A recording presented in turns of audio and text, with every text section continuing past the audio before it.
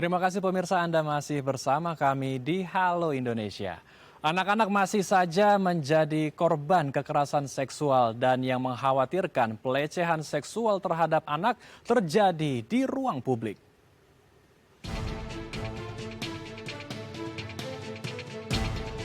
Kekerasan dan pelecehan seksual pada anak bisa terjadi di mana saja dan tidak hanya dilakukan oleh orang terdekat. Seperti kasus kekerasan seksual pada anak yang sempat viral di media sosial beberapa hari lalu. Pelaku melakukan aksinya di pusat perbelanjaan yang ramai dilalui orang. Anak bahkan dalam posisi dekat dengan orang tuanya. Dari kasus ini, fakta baru menunjukkan ruang publik tempat banyak masyarakat berkumpul merupakan ruang yang tidak ramah terhadap anak.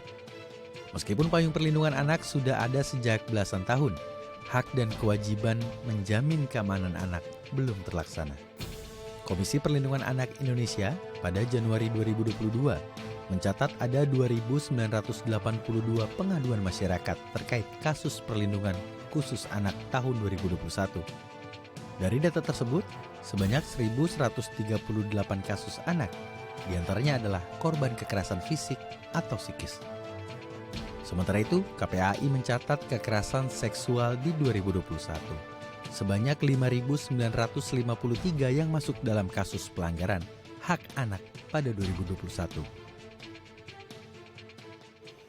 Ya, tidak hanya di tempat yang tertutup, di ruang publik saja anak punya resiko menjadi korban pelecehan seksual. Pertanyaannya, mengapa pelaku semakin berani melakukan aksinya dan bagaimana sebetulnya orang tua bisa mengajarkan anak-anak agar dapat menghindari aksi pelecehan seksual? Sudah ada bersama kami psikolog Mbak Novita Tantri. Selamat siang Mbak Novita, apa kabar? Selamat siang Mas Hendru, baik, kabar baik. Walaupun beritanya tidak baik ya. Apa kabar juga Mas Hendru? Kita di sini semua baik-baik. Mbak Novita, kita langsung saja membahas persoalan kita kali ini. Ini bukan pertama kali yang terjadi kasus pelecehan seksual pada anak. Kita akan membahasnya dari beberapa sisi. Saya ingin memulainya dari sisi pelaku. Karena ini yang sedang ramai di media sosial, pelaku melakukan pelecehan seksual di ruang publik kepada anak.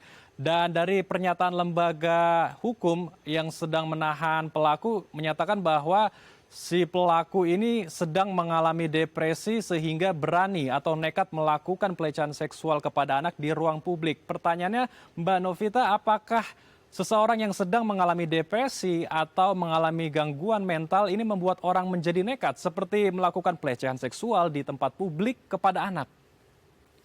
Baik, ini pemahaman tentang kesehatan mental kita masih sangat rendah sekali ya, masih tidak sebaik dengan pemahaman kita dengan kesehatan secara fisik. Selalu kesehatan mental itu dianggap bisa mendiagnosa diri sendiri, padahal sebenarnya sejajar. Kesehatan mental dan kesehatan fisik itu sama. Kita ambil contoh misalnya kesehatan fisik. Kita tidak mungkin katakan bahwa kalau kita sakit kepala, kita kanker otak atau kita tumor otak. Ya nggak sih? Kita perlu melakukan serangkaian tes untuk bisa mengkonklusikan bahwa kita memang punya kanker otak atau penyakit-penyakit yang ekstrim itu. Harus ada CT scan, misalnya MRI, ketemu dengan dokter yang ahli di bidang untuk otak.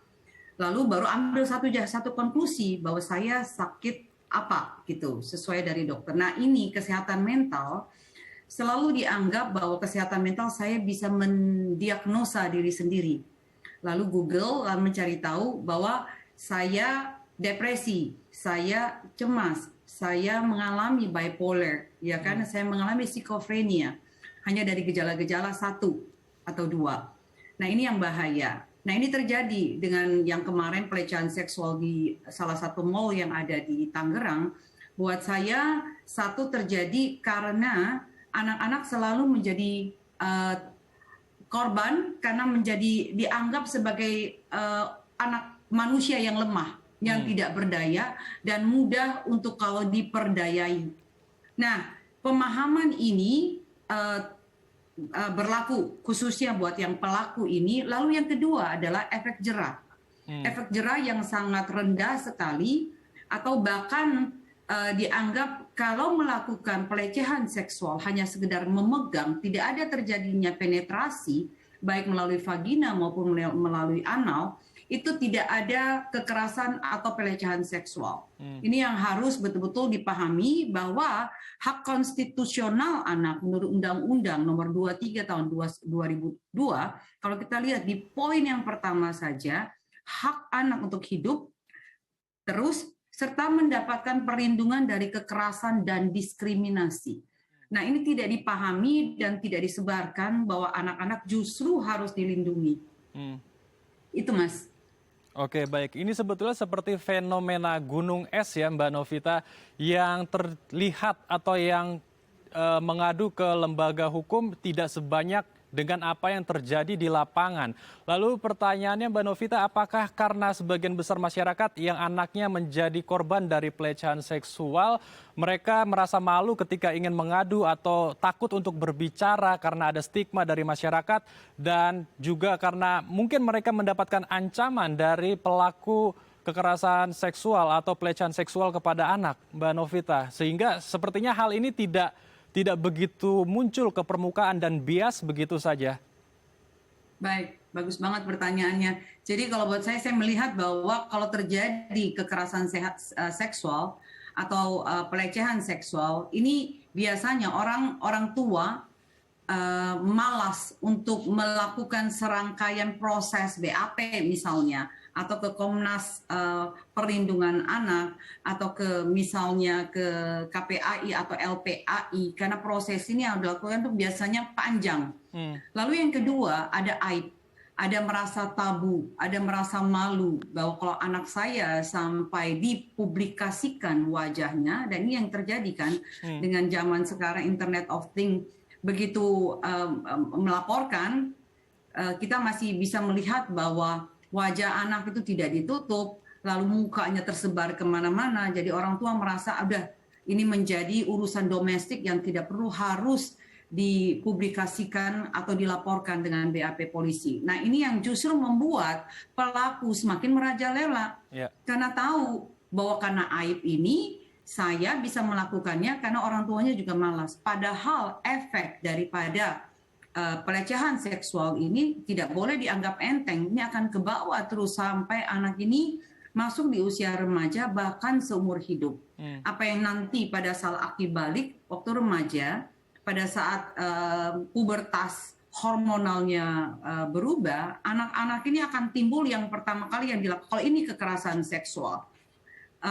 Jadi buat saya benar-benar harus kita bergandengan tangan, setiap orang menjadi panwas, Mas Andrew, untuk mengawasi. Saya suka sekali ngelihat video yang kemarin ibunya langsung dengan responsif gitu ya, mengejar, lalu meminta satpam untuk menangkap. Itu pun saya lihat reaksi satpam mungkin agak ragu ya. Kenapa? Towel itu mungkin biasa aja, hanya memegang, menyentuh itu biasa saja. Nah, edukasi, literasi atas pelecehan seksual, kekerasan seksual ini harus lebih dikumandangkan untuk bisa dibudayakan bahwa pelecehan seksual, kekerasan seksual itu tidak bisa ditoleransi. Pelanggaran atas pelecehan seksual ini terhadap anak ini harus betul-betul diberikan sanksi hukum yang berat, Mas Andrew. Baik. Pelecehan seksual kepada anak ini tidak bisa ditoleransi, untuk itu orang tua perlu berbicara. Nah, berbicara mengenai literasi dan edukasi ini poin yang menjadi penting sekali ya bagi para orang tua. Pertanyaannya Mbak Novita, bagaimana memberikan edukasi kepada anak-anaknya, terutama anak-anak yang masih sangat belia ya, balita mungkin 1 hingga 5 tahun atau 6-7 tahun, mereka kan pasti gaya komunikasinya berbeda dengan kita. Lalu bagaimana menyampaikan hal-hal tersebut agar bisa menghindari dari predator-predator pelecehan seksual terhadap anak. Namun ditahan dulu Mbak Novita karena kita akan bahas usai jeda. Baik pemirsa, kami akan kembali usai jeda. Untuk itu tetap bersama kami di Halo Indonesia.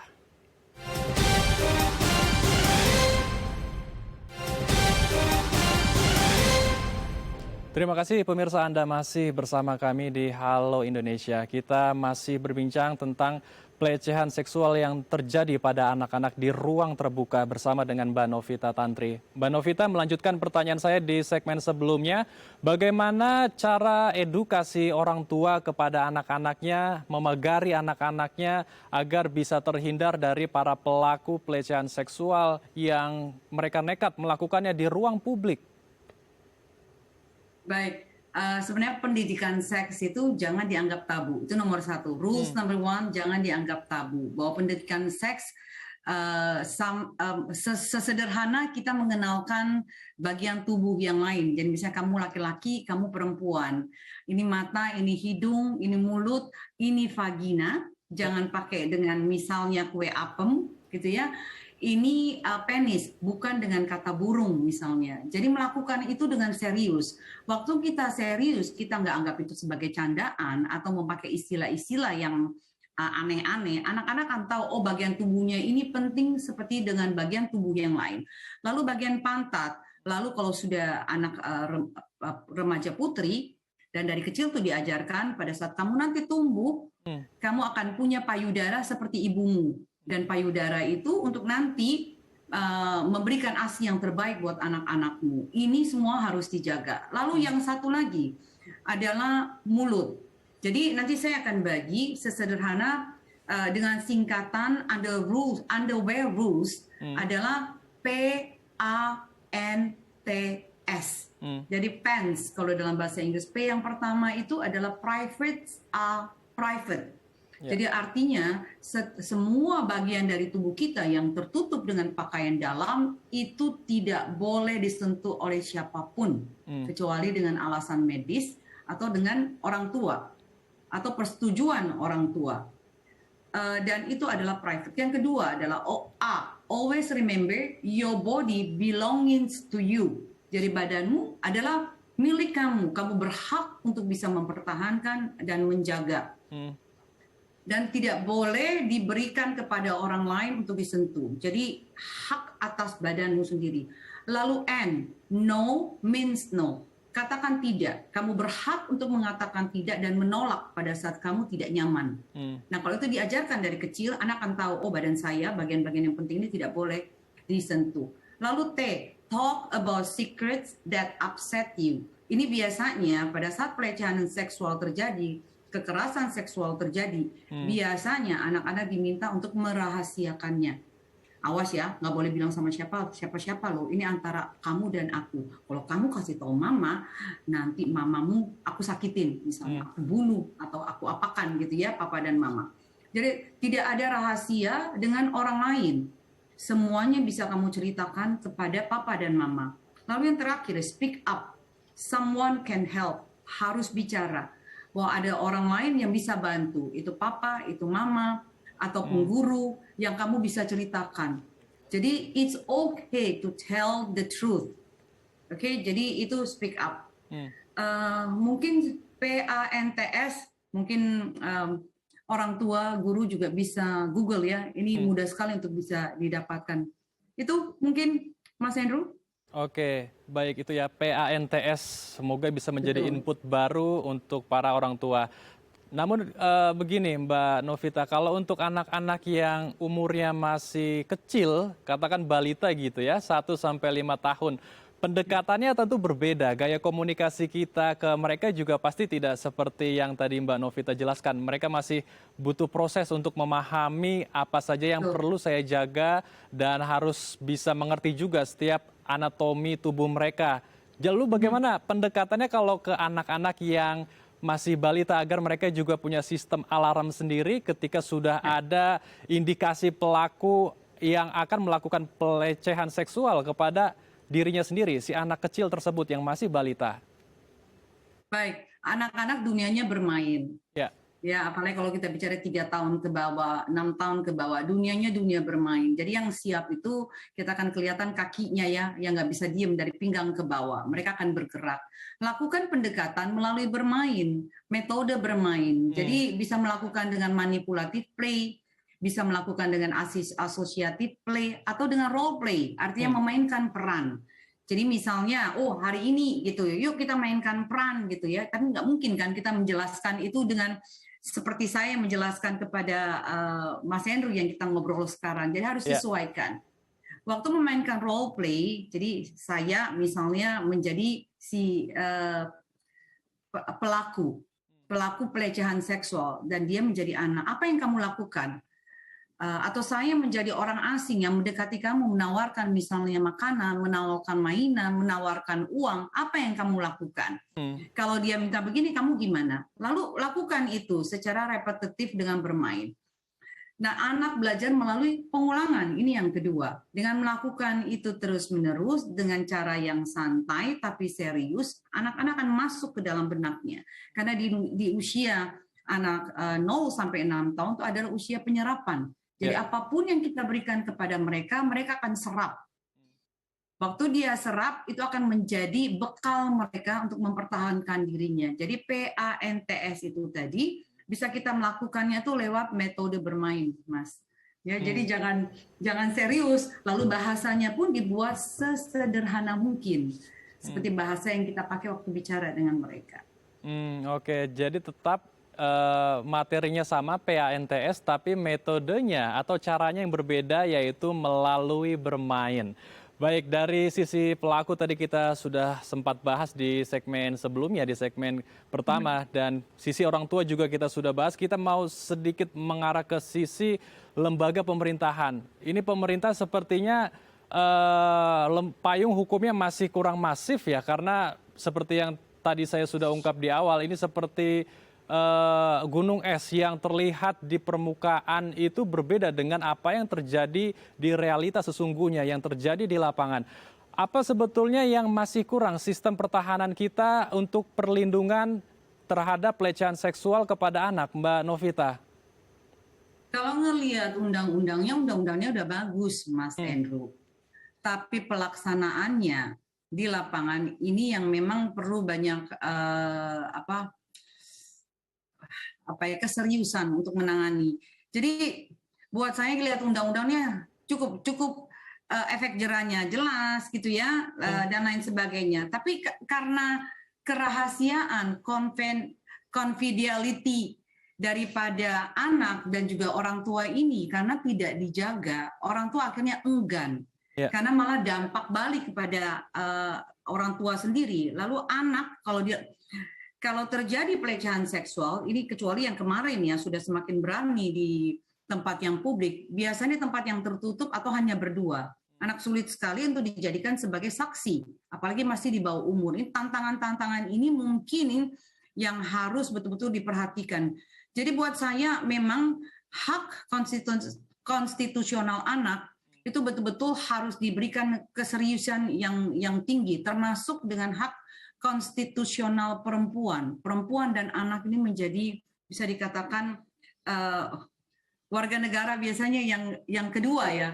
Jadi yang lemah, yang dianggap tidak berdaya, dan ini masih terus-menerus terjadi. Kalau buat saya rancangan undang-undang yang sudah menjadi rancangan RUU ini termasuk efek jera dengan kebiri kimia untuk predator seksual ini segera dijadikan sebagai undang-undang.